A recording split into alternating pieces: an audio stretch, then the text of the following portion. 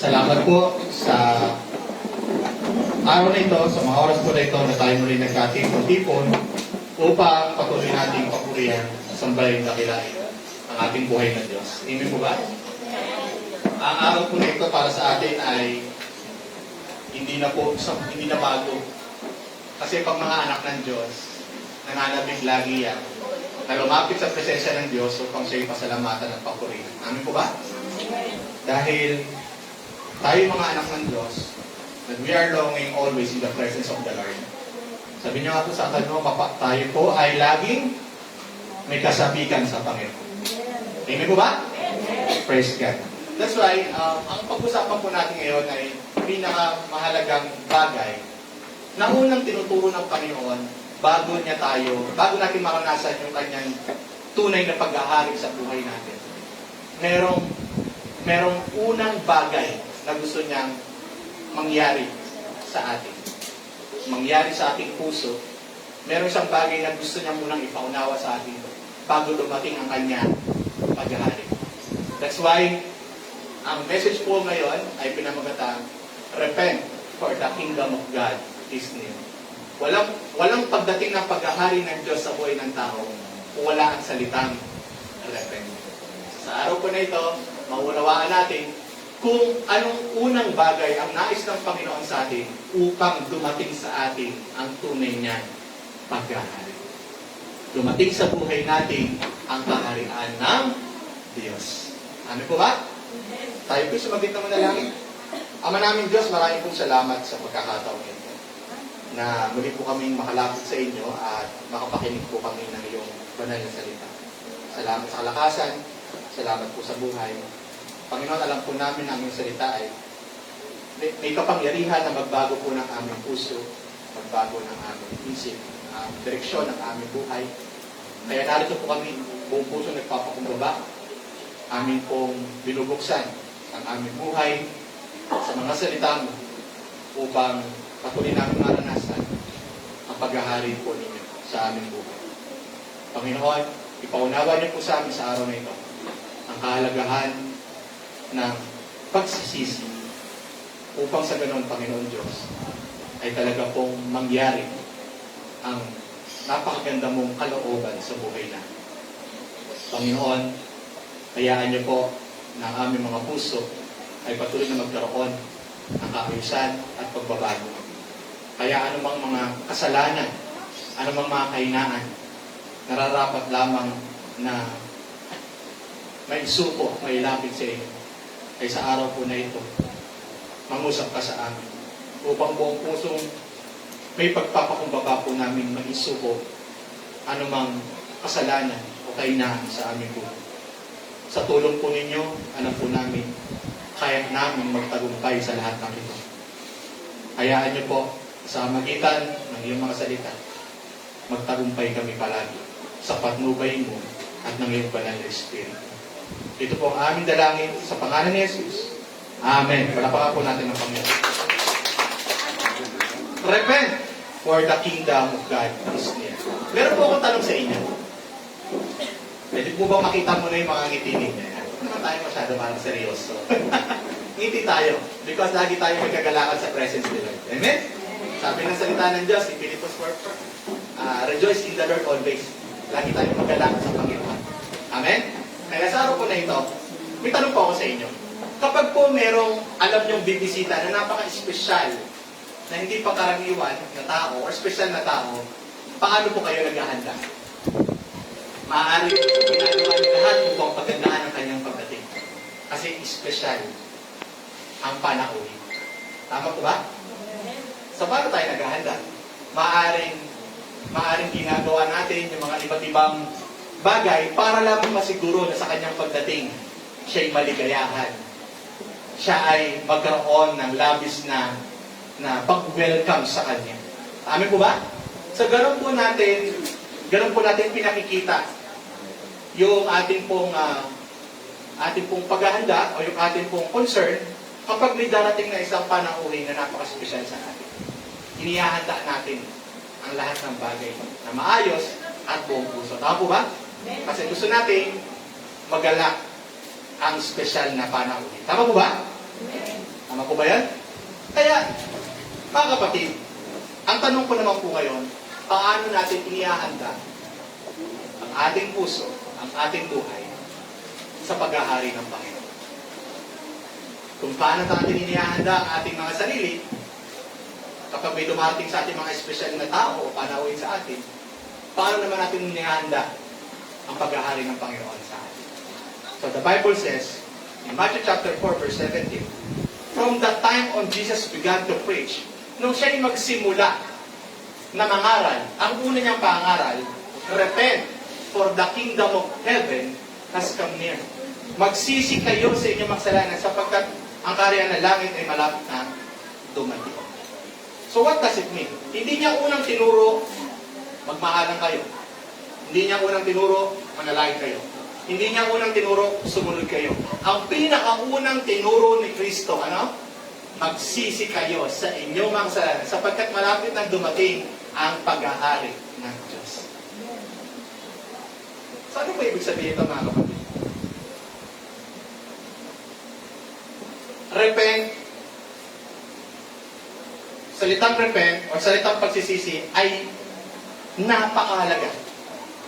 Sapagkat ang sabi, kailangan munang dumating sa puso ng isang tao ang pagsisisi bago dumating sa kanya ang paghahari ng Diyos. Kaya maliban ng isang tao na magsisi sa kanyang mga kasalanan, hindi sa kanya ang paghahari ng Diyos. Kaya mapalad ang mga tao na dumating sa kanyang puso ang tunay na pagsisisi sa harap ng Diyos. Mapalad sa buhay ng isang tao na dumating siya sa pagkakataon na siya'y makapagsisi sa kanyang mga kasalanan sapagkat dumarating sa kanya ang paghahari ng Diyos. Maraming mga tao na pakikinig ng mabuting balita pero walang dumarating na pagsisisi sa kanilang puso. Pero nung narinig natin ang mabuting balita ni Kristo, nagkaroon tayo po ng puso na handang magsisi sa Panginoon. Ibig sabihin yun, dumarating sa iyo at dumating sa iyo ang paghahari ng Diyos. Dahil yung pinakamahalagang susi para maranasan natin ang paghahari ng Diyos ay naranasan mo. Ang pagsisihan ang inyong mga kasalanan. Maliwanag po? So, bago maghari ang Diyos sa buhay natin, may kailangang mangyari sa puso natin. Kailangan dumating ang pagsisisi sa atin. Kaya sabi ni God, repent, for the kingdom of God has come near. Magsisi kayo sa inyong mga kasalanan sapagkat dumarating na ang paghahari ng Diyos. Palabahan nga po natin sa Panginoon. Kaya mga kapatid, bakit nagsisimula sa pagsisisi ang paghahari ng Diyos sa ating buhay? Ito po yung mensahe na napakahalagang maunawaan natin, na mapalag tayo dahil sa habag ng Diyos sa atin. Dumating tayo sa pagkakataon na mapagsisihan natin ang ating mga kasalanan. Kesa naman, huli na ang lahat para mapagsisihan natin sa harapan ng Diyos ang ating mga kasalanan. Tanggapin ang kanyang kapatawaran, tanggapin ang kanyang kaligtasan at buhay na walang hanggan. Mapalad tayo sapagkat dumating tayo sa kalagayan na binigyan tayo ng pagkakataon at bukas na pag-unawa na kailangan natin magsisi sa harapan ng Diyos. Amen po ba? Why? Because dahil ang pagsisisi ang pintuan ng paghahari ng Diyos. Everybody say, ang pagsisisi ang pintuan ng paghahari ng Diyos. Repentance is the door to God's kingdom. Ibig sabihin, ang pagsisisi ang pintuan ng paghahari ng Diyos sa ating buhay. Alalahanin po natin yan. Because ang salitang repent comes from the Greek word metanoia. Ang original translation ng Bible sa New Testament is Greek. Amen? Greek. So, kung titignan niyo original translation ng Bible in Greek, na sinabing repent doon is metanoia. Ang ibig sabihin, ang tunay na pagsisisi ay yung pagbabago ng iyong isipan. Ang tunay na pagsisisi ay yung pagbabago ng iyong puso. Ang tunay na pagsisisi ay pagbabago ng direksyon ng iyong buhay. Ang tunay na pagsisisi, mga kapatid, ay hindi lang, Lord, sorry po. Amen? Ang tunay na repentance, hindi lang, Lord, sorry po. Ang tunay na pagsisisi, ang tunay na repentance, may nagpagbabago ng isipan. May pagbabago ng puso. May pagbabago ng direksyon ng buhay. Kapag ang isang tao nagsisi sa Panginoon, siya'y nagsisi Kung ano man yung nakasanayan niyang buhay, tumatalikod siya at hindi na siya lumilingon pang muli sapagkat nagbago na ang direksyon ng kanyang buhay. Nagbago na ang kanyang isipan. Nagbago na ang kanyang puso. Ang kanyang isip at puso ngayon ay pinangungunahan na ng kalooban ng Diyos kasi dumating sa kanya ang tunay na repentance, ang tunay na pagsisisi. Kaya mga kapatid, kung tayo tunay na nagsisisi sa ating mga kasalanan, hindi lang po ito, Lord, sorry po. Lord, patawad po. No! Ang tunay na pagsisisi, talagang mayroong pagbabagong nagaganap sa ating buhay upang tayo tuluyan ng sumunod sa kalooban ng Panginoon. Palapakan natin ang Diyos. Sabi ng Panginoon in Acts chapter 3 verse 19, repent then and turn to God so that your sins may be wiped out. Diba? May pagtalikod. Di ba po kapag ikaw po ay nasa, di naman nagdadrive dito. E-bike man yan, motor man yan, four wheels man yan. Pero I pray in Jesus' name, lahat dito, dahil yung panahon naka-four wheels. Para magagamit natin sa mga misyon. At sa Panginoon pa rin. Anyway, tatalas na sa ang sabi po nito, in Acts chapter 3 verse 19, repent then and turn to God so that your sins may be wiped out. Hindi ka lang yung nag-sorry, ikaw po ay bumalik sa Diyos. Turn to God. Amen? Hindi ka lang nagsisi, muli kang nanumbalik at muli kang sumunod sa Diyos. Yun yung tunay na repentance. So that your sins may be wiped out. Amen po? Pansinin nyo ang salitang turn, di ba? Parang ikaw, naglalakad ka, nagdadrive ka sa maling direksyon, di ba pag alam mo mali ang dinadaanan mo, bigla kang liliko at babalik mo sa kalaban, tumungo o bukit. Ganon din tayo mga anak ng Diyos. Kapag dumating sa atin ang tunay na repentance, pag dumating sa atin ang tunay na pagsisisi, naunawaan natin mali ang ating direksyon, bumabalik tayo, lumiliko tayo upang manumbalik sa Diyos. Amen. Malapakan natin si Lord. Kaya, tandaan po natin, dati, nung wala pang repentance, sarili mo ang sinusunod mo. Nung wala pang repentance, kasalanan na nangingibabaw sa iyo. Sa atin. Nung wala pang repentance, malayo tayo sa Diyos. Pero nung tayo nagkaroon ng repentance, ng tunay na pagsisisi, bumabalik tayo sa Diyos. Sumusunod tayo kay Kristo. Nagbabago ang pamumuhay natin. Amen po ba? Amen. Bakit? Kasi every time na mayroong true repentance, every time na mayroong pagsisisi, nararanasan ng tao ang paghahari ng Diyos. That's why without repentance, yung kingdom of God, yung paghahari ng Diyos, hindi darating sa buhay ng isang tao. Kaya sabi ko po sa inyo, mapalad tayo dahil nabigyan tayo ng pagkakataong magsisi sa ating mga kasalanan dahil ang Diyos din ang may gawa para mapagsisihan natin ang ating mga kasalanan dahil binuksan niya tayo sa katotohanan ng Diyos. Binuksan niya ang ating mga puso at isip para maunawaan natin na tayo nagkasala sa Diyos at kailangan natin pagsisihan ang ating mga kasalanan. Purihin ng Diyos, magpakilan. Kaya ang pagsisisi ay pintuan. Pintuan yan. Hindi papasok ang paghahari ng Diyos kung hindi mo nabubuksan ang pintuan ng pagsisisi. Kaya gusto niyo po bang dumating ang tunay na ang paghahari ng Diyos sa buhay natin? Hello? Gusto niyo bang maranasan ang paghahari ng Diyos sa ating buhay? Gusto niyo bang dumating ang paghahari ng Diyos sa inyong buhay? Anong susi daw? Repent. For the kingdom of God is near.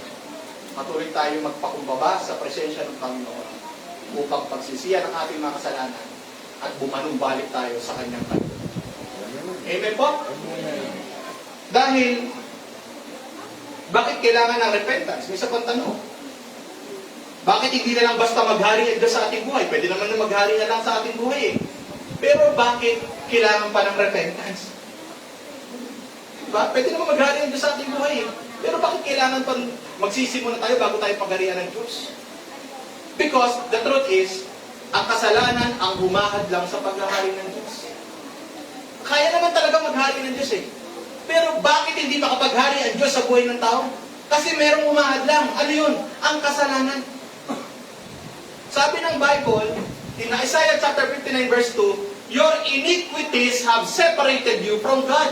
Ano to yung nagpapahiwalay sa inyo sa Diyos? Your iniquities. What is iniquities? Kasalanan. Ang kasalanan natin nagpapahiwalay sa atin sa Diyos.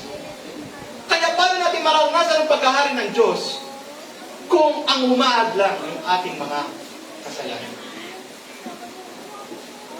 Totoo, hindi malayo ang Diyos. Hindi malayo ang Diyos. Pero bakit tayo malayo sa Diyos? Kasi hindi natin makita ang Diyos dahil sa ating mga kasalanan. Amen po ba? Ang kasalanan ay naglalagay ng pagitan sa atin sa Diyos. Nagkakaroon ng stumbling block. Nagkakaroon ng wall ang ating relationship kay God because of sin. Kaya akala natin malayo ang Diyos. Akala natin wala ang Diyos, pero ang totoo, hindi natin makita ang Diyos because may humahadlang, may humaharang sa ating relasyon sa Diyos. Iyan ang ating mga kasalanan. So ang tanong, pwede naman magari ang Diyos instant sa ating buhay, pero bakit ayaw niya? Kasi hindi pwedeng ang kasalanan at ang Diyos ang parehas na naghahari sa ating buhay. Sino ang dapat naghahari sa ating buhay? Kapag ang puso ay puno ng kasalanan, hindi makapaghari ang Diyos doon. Amen? Dapat kung sino ang iyong hari, siyang nangingibabaw sa iyo. Kaya hindi pwede ang kasalanan at ang Panginoon ay nagsasama dahil wala makapaglilingkod ng sabay. Di ba? Sa bagay dito sa mundong ito at sa Panginoon, maging sa kasalanan. Hindi pwedeng pagharian ng Diyos ang isang tao na nangingibabaw sa kanyang puso ay ang kanyang kasalanan. Yun yung umahadlang sa paghahari ng Diyos. Halimbawa ng mga kasalanan na kadalasan naghahari sa puso, yung pride. Totoo lang, masarap naman may pride. Pride, lumpia, pride. Masarap naman talaga ang pride, di ba? Pero ibang pride to eh. Minsan hindi, halimbawa ng kasalanan na kadalasan naghahari sa puso natin, kaya hindi makapaghari ang Diyos. Punong-puno ka ng pride. Sabi mo sa tayo mo, punong-puno ka ng pride. Sabi ng iba, Pastor, meron ang gamit ng sabon, pride. Iba yan na. Di punong-puno ng labahan, ha? May punong-puno ka ng pride, kaya hindi makapaghari ang Diyos. Kasi punong-puno ka ng pride. Repent. Lord, kung ano bang pong pagmamataas meron sa aking puso pagmamalaki. Lord, aking kong itong nire-repent sa iyong harapan. Upang mas maranasan natin higit sa puso natin ang paghahari ng Diyos. Amin po ha? Ano pa? Kung punong-puno ka naman ng galit. Kung punong-puno ka ng galit, hindi makapaghari ang Diyos. Bakit? Ang Diyos ay Diyos ng kapayapaan. Ang Diyos ay Diyos ng pag-ibig. Ang Diyos ay Diyos ng ayusan. Pero bakit hindi makapaghari ang Diyos? Yung galit. So hindi pwedeng ang Diyos ay, ang galit at ang Diyos hindi pwedeng parehas naghahari. Kasi ang Diyos ay Diyos ng kapayapaan. Siya ay Diyos ng pag-ibig at habag at awa. Kaya kung galit na naghahari sa iyo, paano naghahari ang Diyos? Salungat. Tama po ba? Pero kung nire-repent natin anumang galit at tinanakit, Lord, I repent those anger, hatred in me. Hinahayaan mo, inaalaw mo si Lord ang maghari sa iyo. Ano pa? Yung mga inggit na yan. Yung mga kasinungalingan na yan na meron tayo sa buhay. Yung mga immorality na meron tayo sa buhay. Yung mga selfishness na meron tayo sa buhay. Iyan ang dahilan bakit hindi makapaghari ang Diyos sapagkat hindi pwedeng naghahari ang kasalanan at kasabay na naghahari ang Diyos sa atin. Dapat isa lang ang pipiliin natin, ang Diyos o kasalanan. Kaya ang sabi ng Bible, repent. When you repent, the kingdom of God is coming in your life. Dumarating ang paghahari ng Diyos. Palakpakan natin ang Panginoon. Kapag ang mga bagay nito ang nasa puso natin, sila ang nagiging hari ng buhay natin. Yung mga kasalanan ito. Pero may magandang balita sa Bible. 1 John chapter 1 verse 9, if we confess our sins, He is faithful and just to forgive us. Hello? Amen. If we confess our sin, He is faithful and just to forgive us. Amen. So kapag tayo nagre-repent kay Lord, tapat siya, handa siyang magbigay ng kanyang pagpapatawad. Amen. Palapakan natin ang merciful God, our gracious God. Amen? Kaya gusto ni Lord, mag-repent tayo. Hindi para ipahiya tayo, kundi gusto niyang pagharian tayo. That's why tinuturo niya sa atin, you have to repent para matuluyan akong makapaghari sa buhay. Mga kapatid, anong patuloy natin pipiliin sa araw-araw? Pipiliin ba natin na tayo pagharian ng ating mga kasalanan, ng ating mga pagmamalaki, ng ating mga kasinungalingan, ng ating mga kahinaan? O hahayaan natin na kapag ito'y ating pinagsisihan sa harap ng Diyos, patuloy natin higit na maranasan ang pangunguna at paghahari ng Diyos sa buhay. Amen po? Amen. Humingi si Lord, humingi ng pagsisisi sa atin para linisin tayo at ibalik ang relasyon natin sa Kanya. Kaya ang repentance ay nag-aalis ng hadlang. Ano ba yung hadlang? Kasalanan. Iniaalis ni Lord ang hadlang na ito for our relationship with Him. That's why if we choose to repent, if we choose to humble ourselves before the Lord, Lord, nagkamali ako, nagkasala ako, nagsisisi ako, you allow Him to sit in the throne of your heart. Amen po ba? Amen. You allow Him to rule your life. You allow Him to take over, to take control over your life. Pero kung hinahayaan natin magpatuloy lamang tayo maging alipin ng kasalanan sa ating buhay, hindi natin binibigyan ng pagkakataon si Kristo na tuluyang maghari sa atin. Amen po ba? Amen. Ang repentance ay hindi lang nag-aalis ng kasalanan. May isa pa itong ginagawa sa ating puso. Ano yun?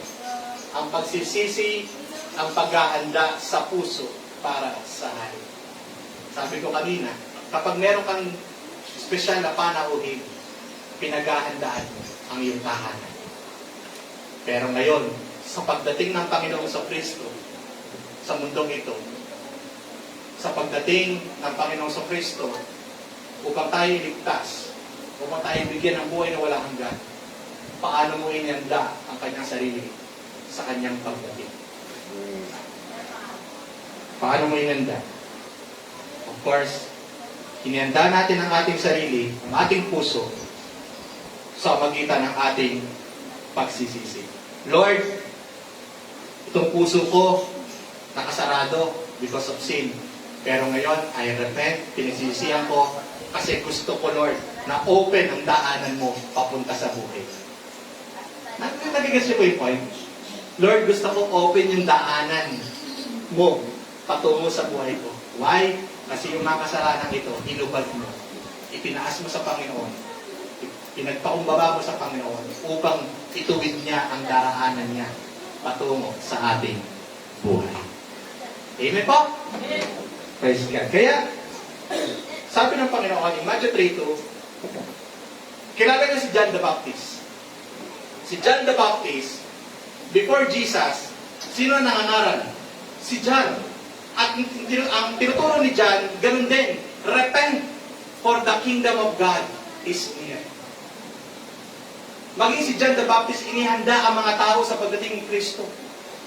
At nung unang nangaral si Jesus, repent din.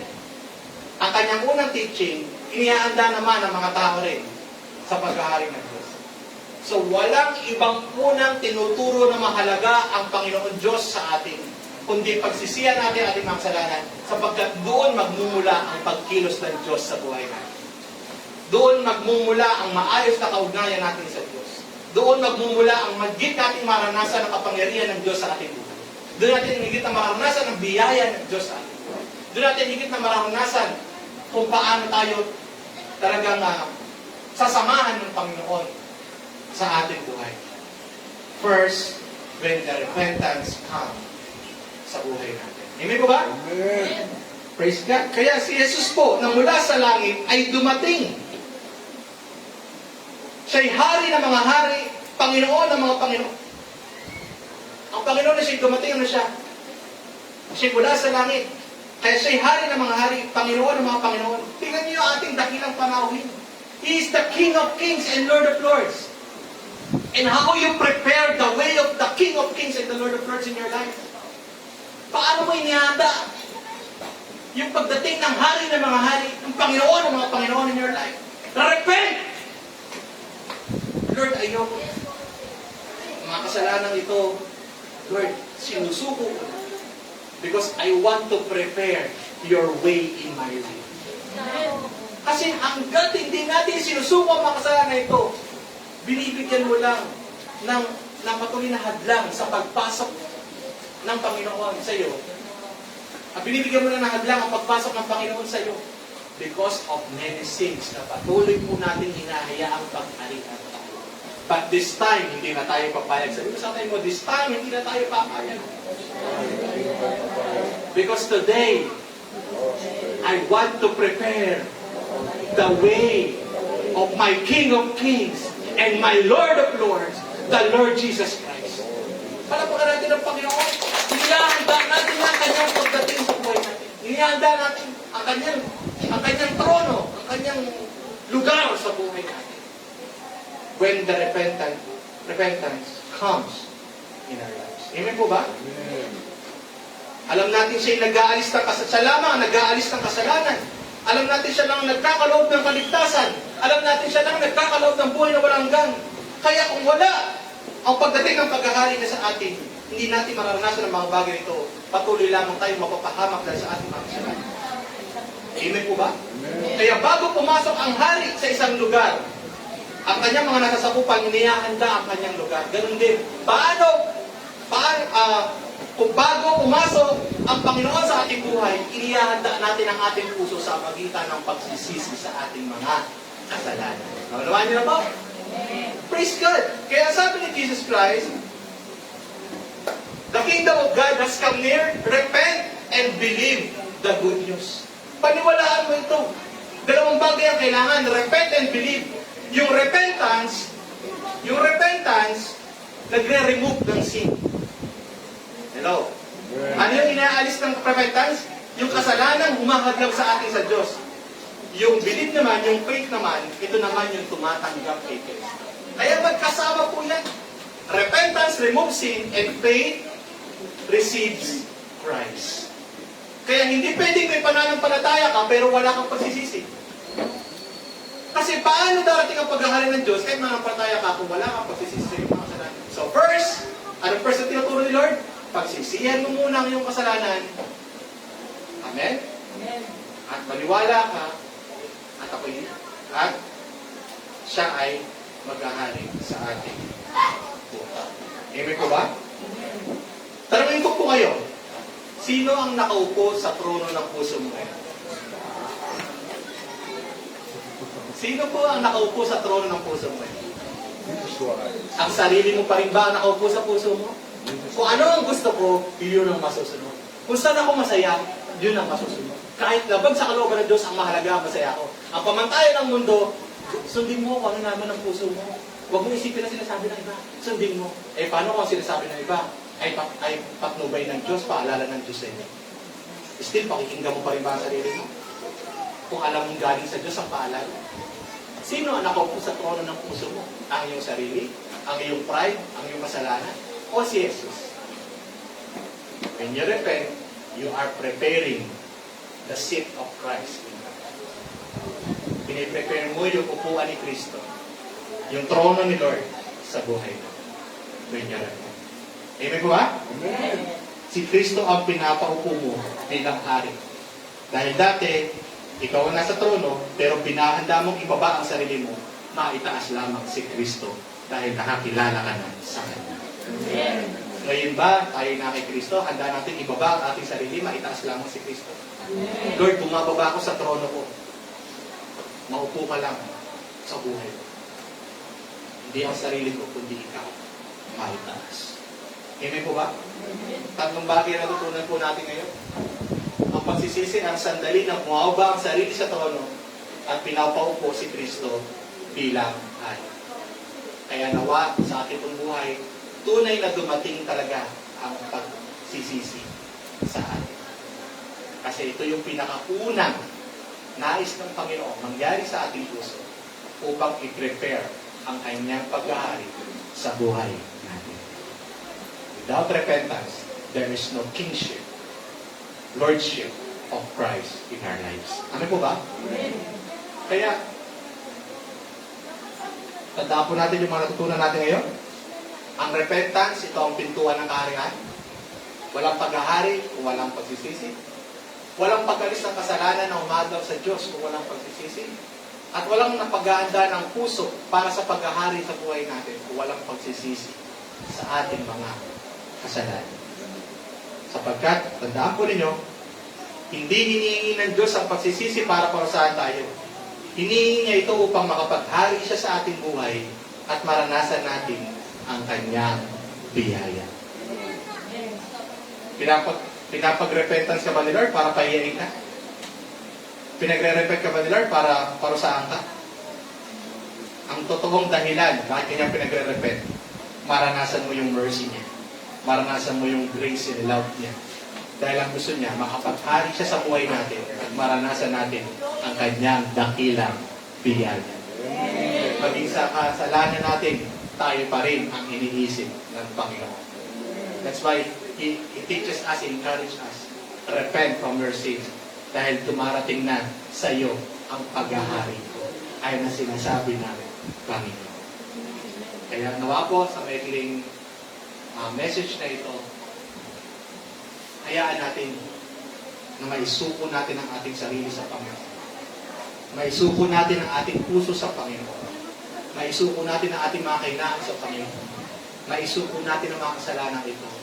Sapagkat sinasabi natin sa Panginoon, Lord, I am preparing your way, your throne in my life. Amen? Lord, I welcome you in my life. Ayokong may hadlang sa aking relasyon.